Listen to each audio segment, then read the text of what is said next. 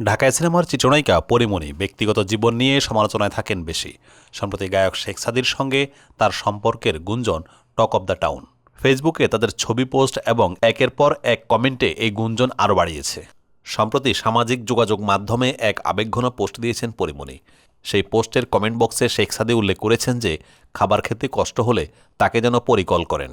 কমেন্টের পরিপ্রেক্ষিতে পরী জানান যে তার ফোনে কল দেওয়ার মতো টাকা নেই। পরীমণির পোস্টে সাদি কমেন্টে লিখেছেন, আপনি নিশ্চয়ই আল্লাহ তাআলার অনেক প্রিয়। আমার কেন যেন মনে হয় এই বিষয়টা আপনি নিজেও উপলব্ধি করতে পারেন।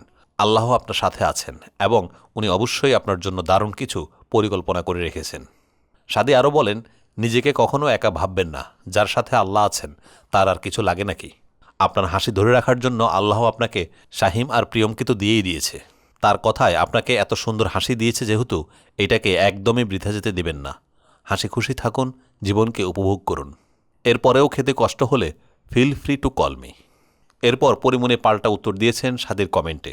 তিনি লিখেছেন, শেখ সাদি পিচ্চি পোলা, তোরে ফোন দেওয়ার মতো টাকা নাই রে আমার, ফোন এসো না।